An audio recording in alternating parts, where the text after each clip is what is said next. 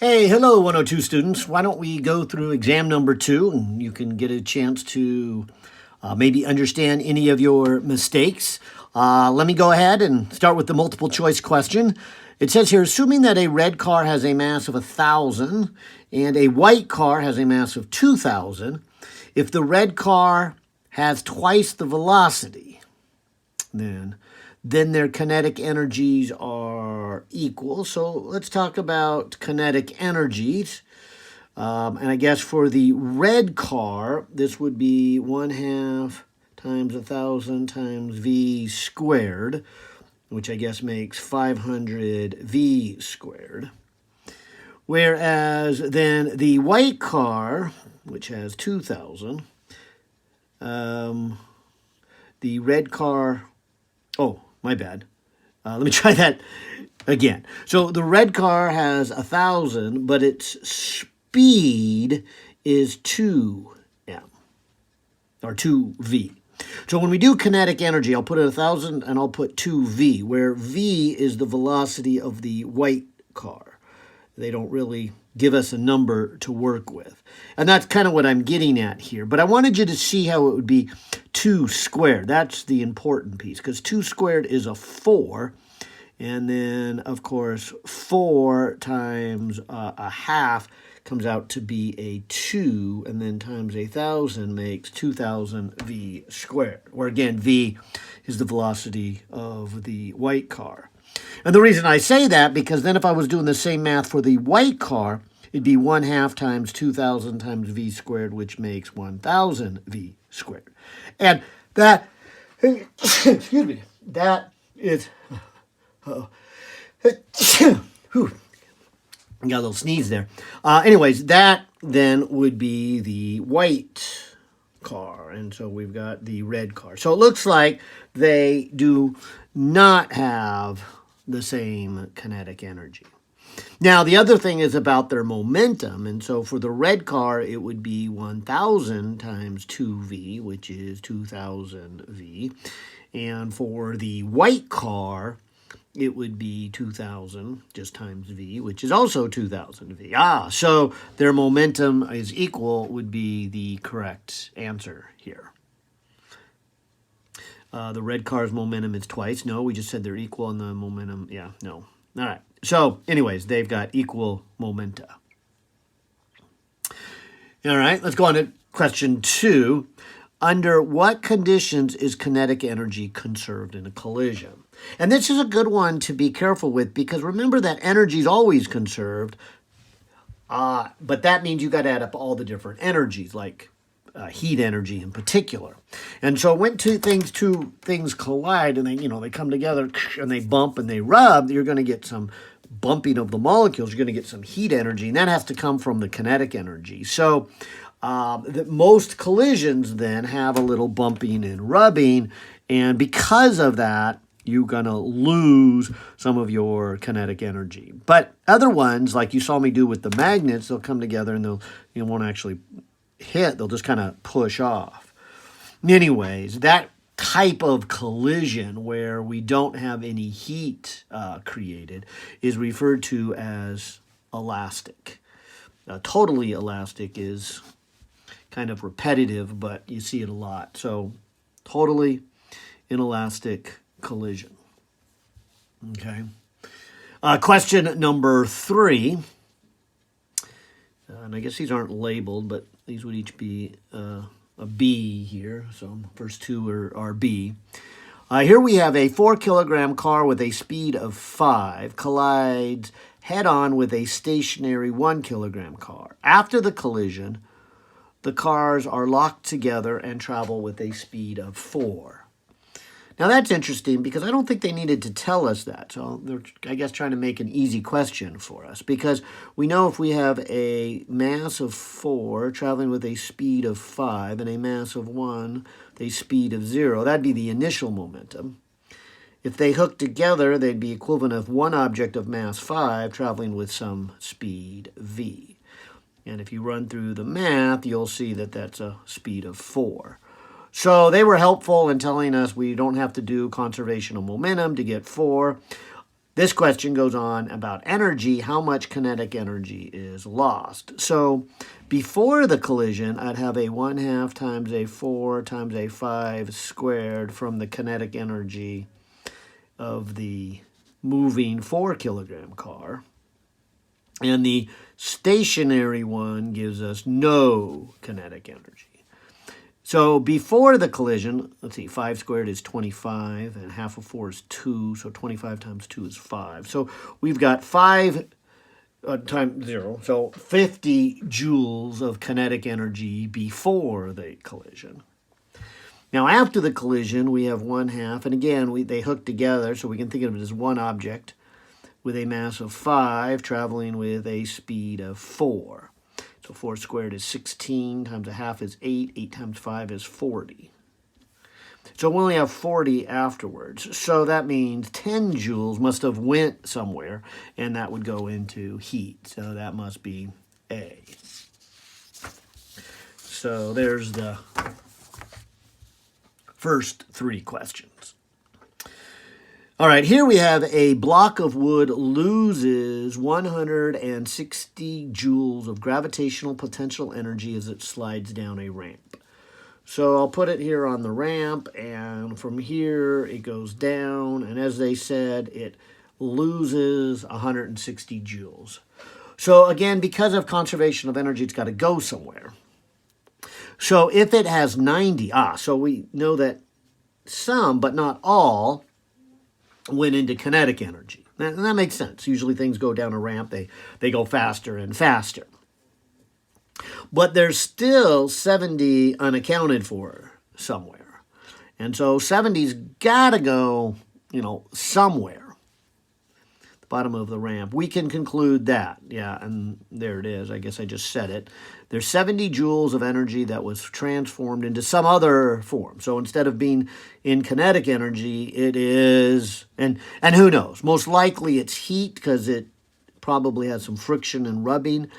But you could have had something like something coming down the hill and it compresses a spring. And so as it gets to near the bottom here, it's still moving and still compressing the spring, but it still has 90, and so it's already compressed the spring and used some of its energy. Anyways, I just kind of making up other scenarios. We don't know for sure that the 70 goes into heat, but it's got to go somewhere. We do know that for sure. And I think that completes our 4 questions from the energy chapter, chapter 7. So now let's go to chapter 8 here, which is our rotations. So if the beaters on a mixture make 800 revolutions in 5 minutes, what is their average rotational speed? So I'll just put here 800 revolutions in 5 minutes. And look at the units. They're all revolutions per minute, so nothing real fancy in terms of converting any unit. We just got to divide 5 into 800, which I guess goes 1, 3 carry over. Does that make a 30? 30 goes in there, must be 6 times, and then a 0. So 160, and so C would be the answer to number 5. Nice. And then number 6 here, again, probably more circular motion. Here we have a ball with a weight of 30 newtons, so it's being pulled down with 30 newtons. It hangs from the end of a horizontal pole that is 1.5 meters long. What is the torque? And so torque is that distance times the force. So the distance is 1.5 meters. The force is 30 newtons. It looks like that's 45 newton meters. And so I guess we're after C there. All right. Going on to question 7. This is that stable equilibrium stuff that we talked about in terms of balancing the torque. It says a balancing child on a pedestal in the diagram is able to stay upright. And so we talked about when its center of mass is where, and it has to be located below the base here, and so somewhere below the top of the pedestal here. And so like if we had an object and that this was its base and it's sitting on a pedestal, but maybe it hangs over, and so it's, remember its center mass is here, then that's when it would fall, because the torque would be rotating it in a counterclockwise direction, and we need then this upward push from the pedestal, which can only go, so far inward here. And so we've got to make sure that that center of mass is someplace over the base. And so if a person has 2 feet, then their center of mass would have to be somewhere over the base. All right, number 8, again, last one probably on rotation. Under what conditions is angular momentum conserved? And so like linear momentum, we said it's conserved if there's no outside forces. So in this one, we would say it's conserved if there's no torques, no outside torques. And so I guess that would be C right there. Okay, moving into question 9, our first one, out of mechanics and into the structure of matter. I guess this is from chapter 11.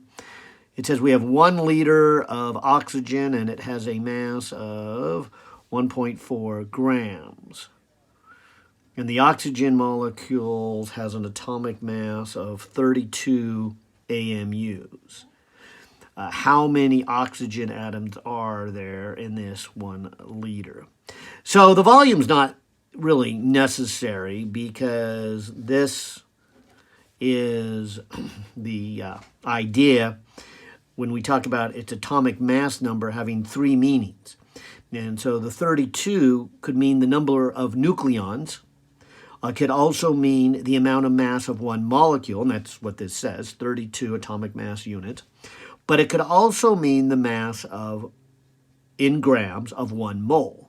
And that's where this is going to become very useful, because we know a mole is 6.02 times 10 to the 23rd. So we know if we had 32 grams of it, that's what this would mean, we would have this many molecules. Well, we don't have that many. We don't have 32. We have some kind of fraction of 32. And so we have 1.4 out of 32 times the 6.02. So grabbing a calculator here, I would go 1.4 divided by 32. So I've got about 4.4% of a mole.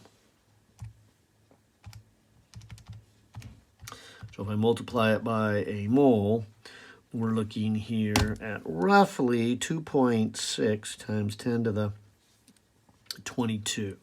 Actually 2.63, which would make B my best option there.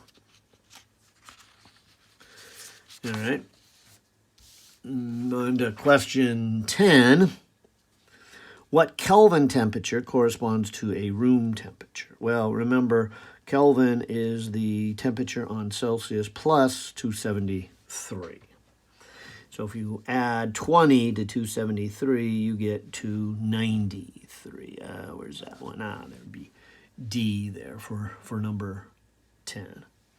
Although, to be quite honest, I would call room temperature more like 22. So, but this is not unreasonable. That's a fine room temperature. Okay, I think that comes out to be, that's 68 Fahrenheit. Maybe it's a little bit more like 72. Anyways, kind of 20, 21, 22 is about room temperature. Okay, and then number 11 here. This might be, no, that was our second from chapter 11, so this would be, the next two are from chapter 11. Here it says the mass of an oxygen molecule is 16 times that of a hydrogen molecule. And you can look on the periodic table for that also. But if the gases are maintained at the same temperature, now that's important, same temperature, because we know that the temperature is related to the kinetic energy. So if I wrote out the kinetic energy and called this for oxygen, which I'll put O2, compared to hydrogen, which I'll call H2. These are supposed to have the same number. That's with the same temperature. And that's kind of the crutch of this problem. It says here, what is the ratio of their speeds? So, in other words, if I were to divide these two, I'm really saying 1/2 mass, and I'll put O for oxygen, velocity of oxygen squared, and then 1/2 m hydrogen, velocity of hydrogen squared. This would be the same as the ratio of their temperatures.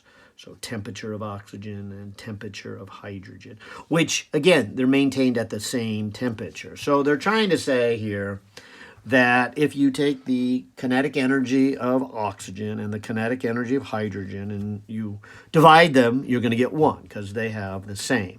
Now, they do use a fancy word that a couple of you taking the exam in class asked, so I probably should say take this as the average speed, because in molecules they're bouncing around, they're hitting off each other, and some ricochet and go fast, and some bounce off and go slow, and the one that goes slow is going to get hit and now go fast, and so there's kind of an average speed.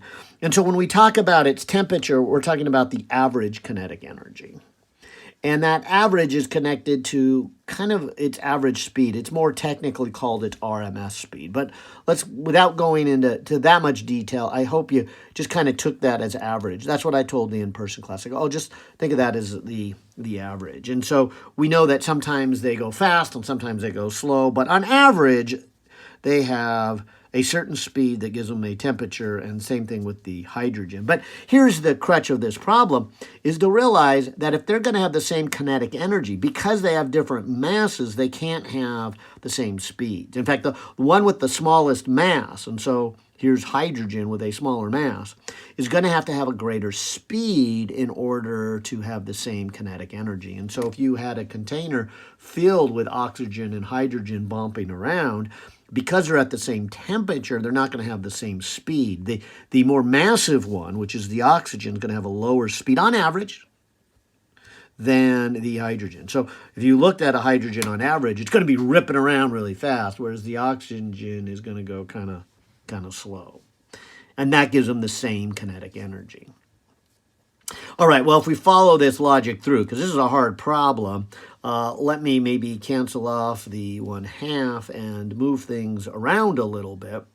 I'll leave the oxygen to hydrogen ratio here, and then put velocity of hydrogen squared to velocity of oxygen squared.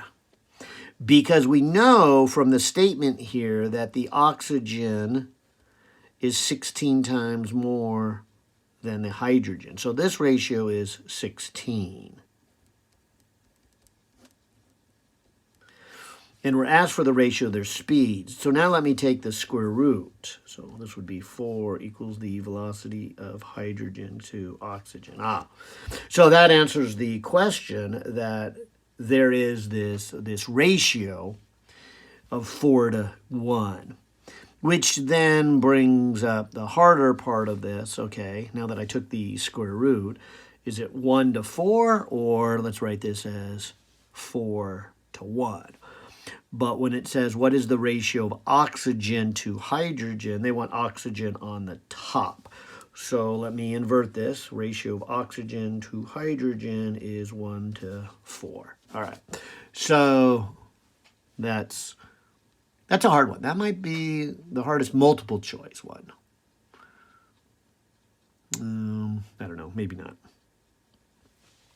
All right. So let's go on here to number 12.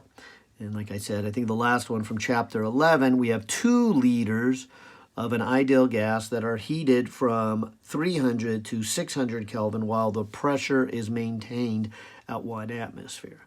So you might remember us talking about initial pressure times initial volume divided by initial number of molecules divided by initial temperature in Kelvin would equal to the gas constant.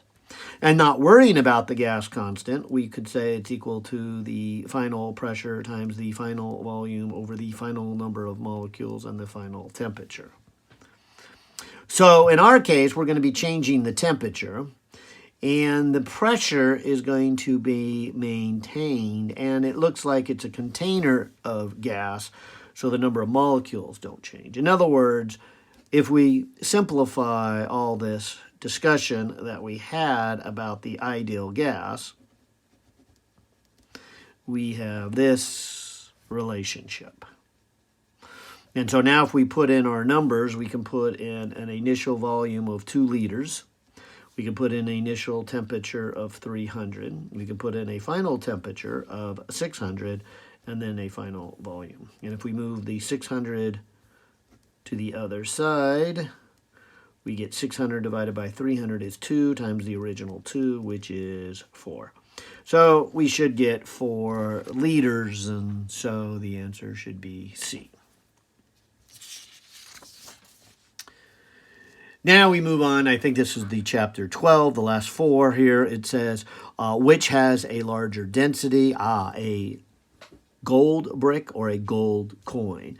And that was the nice thing about density. The definition of density is mass per volume, but the ratio doesn't change when you get more of it. In other words, if you have a bigger volume, you also have the same amount of bigger mass.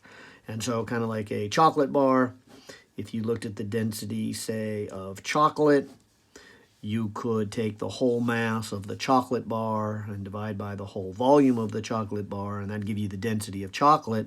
But if you just broke off a little square, you would have a much smaller mass, but a corresponding smaller volume. In my picture, it looks like it would be 1/10 of the mass, but also 1/10 of the volume, and so the ratio remains the same. And that was the neat thing about density. So hopefully you caught that idea about density, that it's a property that's separate or independent of its volume or its mass. It's a ratio of the two. 14, Archimedes' principle tells us that the buoyant force is equal to the weight of the displaced fluid. And this is the one we spent quite a bit of time. We had a good long discussion here about Archimedes' principle. And this whole chapter, we spent a great deal of time. But it can get confusing because you have an object in the water and then you have the weight of the water displaced, or the fluid. If it's not in water, it could be some kind of other fluid, like in the lab we did an isopropyl alcohol. But the point is, you have to be careful. It's not the weight of the object, it's the weight of the fluid that is now missing because the object is in its place. And so because we have 2 objects, that's easily confused. Here we have 2 cubes that are the same size. Keep that in mind. One is made of wood, the other one is made out of aluminum. Both cubes are placed in water, in a water-filled aquarium, and the wood block floats and the aluminum block sinks. So drawing a picture might help here.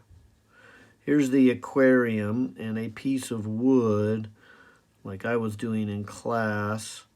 I had a piece of wood that about 3/4 of the wood sunk into the water and then displaced the water. I also put a little container. Mine was not aluminum. I think mine was brass. But sticking with this problem, aluminum. Notice then that the aluminum goes completely underwater, meaning that the amount of fluid displaced by the aluminum is the whole volume of the piece of aluminum. Whereas the wood, we're only displacing a fraction of it. Now remember also they said they're the same size. So that's telling me I'm displacing more water in the aluminum than I am the wood. And that's going to become important because it says here, which cube, if either, experiences the greater buoyant force? And even though it sinks, the answer is aluminum. And I think because it you know, it sinks, people might overlook that little subtlety, but it only sinks because it also weighs more than the piece of wood. Because remember, whether something sinks or floats is a balancing act between the buoyant force and the weight of the object. And so things that, are either very small or very big can still sink. It just doesn't really how much their total weight is. It matters what it compares to their buoyant force. So that's what this one is getting at. And then I think our last multiple choice question here is an incompressible fluid is being pumped through a pipe that has a narrow region. So you might remember I did this twice in class. Actually, mine narrowed and then reopened. Both of them did. I don't think we have to reopen it. It just says it's flowing here, and then it narrows. And we had this discussion that if it's narrow, to get that same flow of molecules through here, it's got to go faster in this narrow region than in the wide region. And the pressure in the narrow region, and since this is Bernoulli's principle, the pressure decreases as it goes faster. So the pressure in the narrow is less than the wider regions. And so this is why plaque and other obstructions in the artery can lead to high blood pressure, because you might have this vein here or artery and some plaque builds up blocking part of the artery. What that means is in this narrow spot it's got to go really fast. And so that means back here in the regular part of the artery and the rest of the body of the artery, we have to have high pressure. And so you're going to have high blood pressure so that you can actually then have low pressure as it goes through the narrow region. And then, of course, this is what can cause troubles, because high blood pressure can lead to a lot of problems for a lot of reasons. But let's not go down that rabbit hole right now. Okay, so there's the multiple choice. Now let's do our calculations, and you'll see 17 and 18 are right from the conservation of energy. This says an object is dropped from a height of 60. I suppose it doesn't really matter how high it is, because it says what is its speed after it has fallen 40. So I'm going to go mgh, where h is then how far it fell. So it lost this much potential energy. And now it must have gone into kinetic energy. And I suppose technically you might say it's the increase in kinetic energy, but it does say an object is dropped. So we're going to imply then that it has no initial kinetic energy. So the m cancels off, and if you bring the 2 over and you think of g as roughly a 10, then you take the square root, you're going to get your final speed. So it looks like I have, 400 times 2, the square root of 800. And that's got to be about a 28 and change here. Let's see, square root of 800, 28.3. So 28.3 meters per second would be the velocity after it has fallen 40. And the fact that it starts at 60 doesn't really matter, other than we might say what's its maximum speed. Well, that would mean when it has fallen the full 60. But again, notice I did this by energy. I think some of you might be tempted to go back to kind of the physics we did before this chapter and do accelerations and it can be done that way. It's just not, that's not the intent here, and it's much easier this way. And likewise is this. Here is an energy one too, because we learned that the change in kinetic energy is equal to the work, and the work is force times distance, which in this case, they say a 90 Newton force is applied to a 4 kilogram object for a distance of 5 meters. So we have the force, we have distance, and then that is 450 joules. So that's kind of the first half of it, saying that, okay, we're going to be giving it 450 additional ones, because it says here, if the object starts with a speed of 15. So in other words, 1/2 mv final squared minus 1/2 mv initial squared. That's the change in kinetic energy. And then that has to equal 450 joules.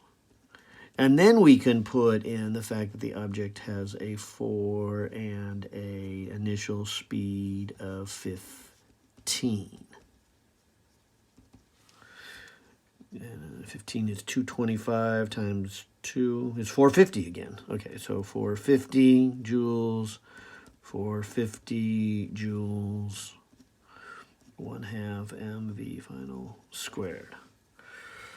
Okay, so I'll move this over to here, and it's 900. So 1/2 mv final squared equals 900. Why don't I put in my mass of 4? That makes a 2. The final speed squared is 450, or the square root of 450 must be 21-ish. Square root 450, 21.2. And so, again, notice the work-energy theorem and the conservation of energy idea. All right, so again, those two are from Chapter 7. Let's go to Chapter 8. Here we have some angular acceleration. In fact, it's right from the definition. Change in angular speed over time is the angular acceleration. It says if a wheel on a car accelerates at a constant rate of 2.25 revolutions per second squared, and it starts from rest, so we would have final speed minus initial speed, where initial speed is 0. How fast will it be turning after 2.25 seconds?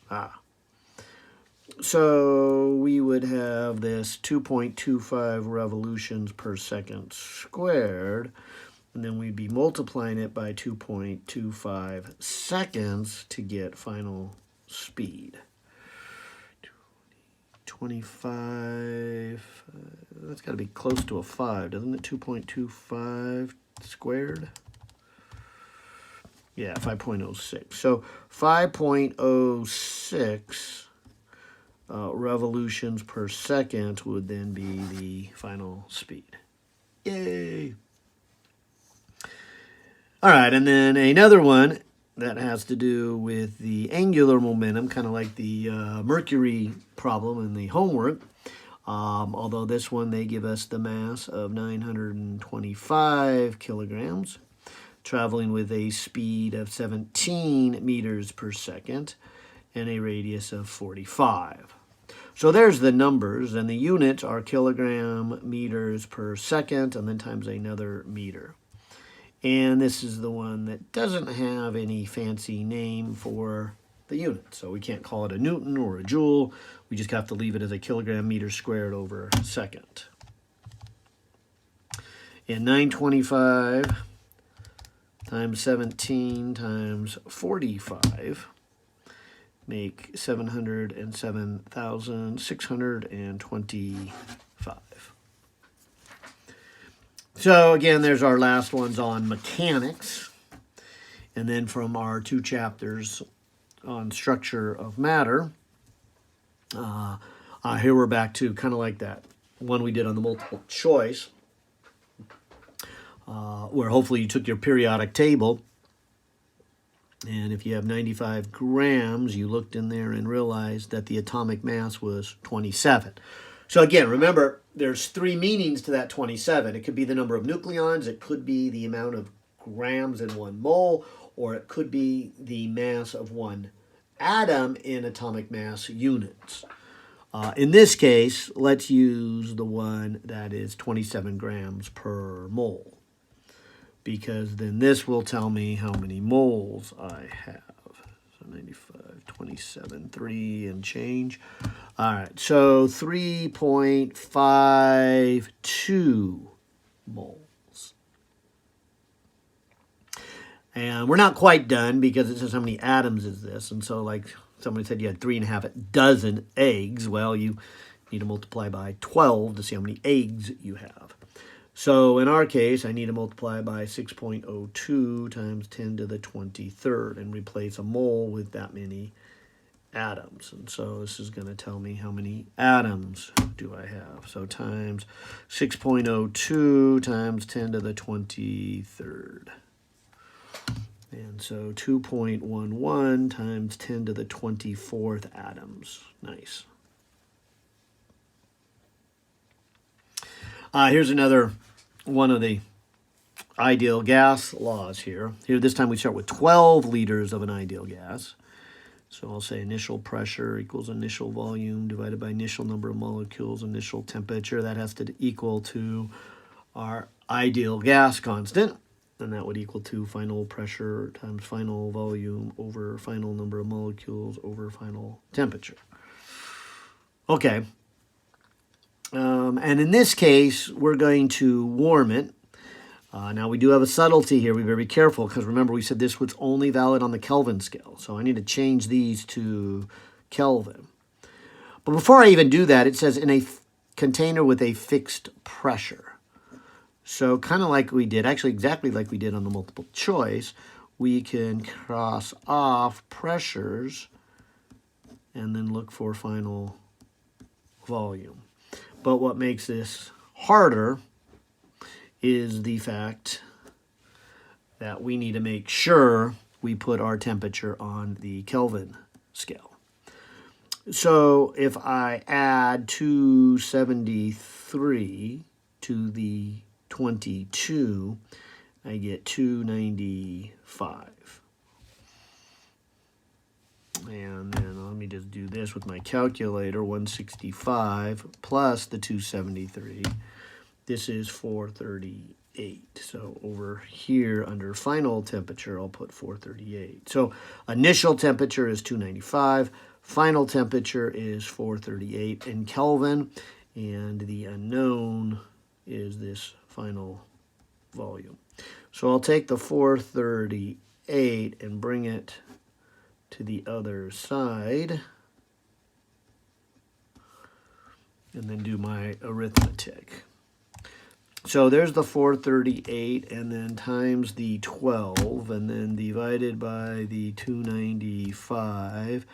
It's like about 17.8, and all of this was in liters, Kelvin, and so the answer must come out to be liters since Kelvin's going to cancel off. Nice.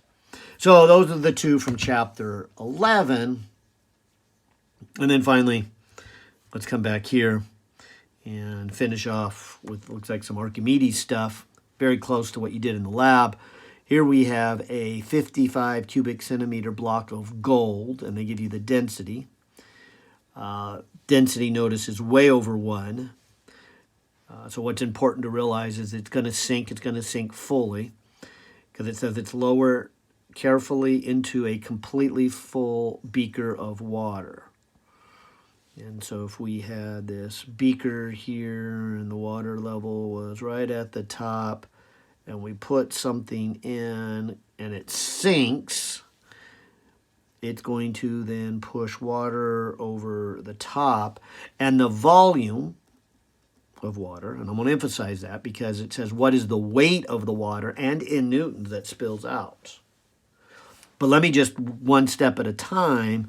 The volume is then going to be 55 cubic centimeters. That's kind of the first and important step, is to realize gold has a density greater than 1, therefore it's going to sink, and therefore its volume, 55 cubic centimeters, is going to displace the water. That's going to flow up over the top, and so 55 cubic centimeters of water flows over the top.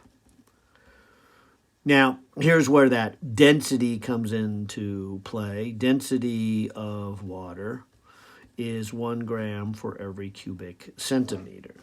So I would argue that this then is a mass, and again, I still haven't done weight or in newtons, but its mass then would be 55 grams. See, because for every cubic centimeter, that's 1 gram. Now, to get weight, we take mass times g. And so this kind of goes back to chapter 4.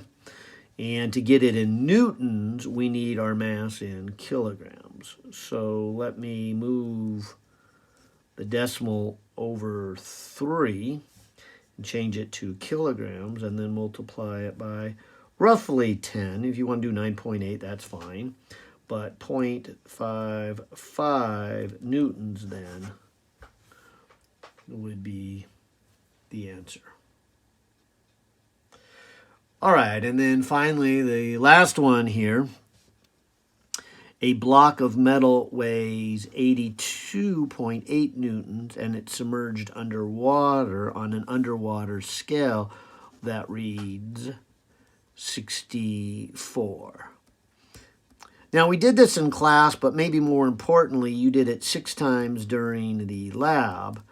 That the whole point of putting it underwater or under the fluid, because I guess in the lab you did 2 of them underwater and 2 of them under salt water and 2 of them under isopropyl alcohol. But the whole point was the reason it reads less is because the fluid's pushing upward. And so the difference is the buoyant force. So let me start there. 82.8 minus 64.5. And so the upward buoyant force is 18.3 newtons. Okay. And then let's go back to the idea, and I guess it was one of the multiple choice ones. It says that, so here it is right here, number 14. Archimedes' principle tells us the buoyant force is equal to the weight of the fluid displaced. So we must be displacing 18.3 newtons of water. And so when I put mg, I'm going to also say this is the mass of the H2O, the water that was displaced. You see, we can get mass by multiplying density times volume. Now, again, we're talking about water, so this is the density of water, and then this is the volume of the water being displaced. And if we take G to be roughly 10, we can come over here and get 1.83, and again, 10 meters per second squared, because this would be 1.83 kilograms. Remembering that a newton is a kilogram meter per second squared. So the meter per second squared would cancel off and leave us with kilograms. And then we have density, and then we have volume. And then we have kind of an option here. Since I already mentioned the density in grams and cubic centimeters, why don't I go down that road and switch this to grams? So this would be 1,830 grams. And the density would be 1 gram over 1 cubic centimeter for its volume. So that the grams would cancel, and so this would be 1,803 cubic centimeters for the volume in cubic centimeters. Nice. And then that's the final answer. All right. Hopefully you did well, and hopefully you learned from any mistakes that you might have made. Take care.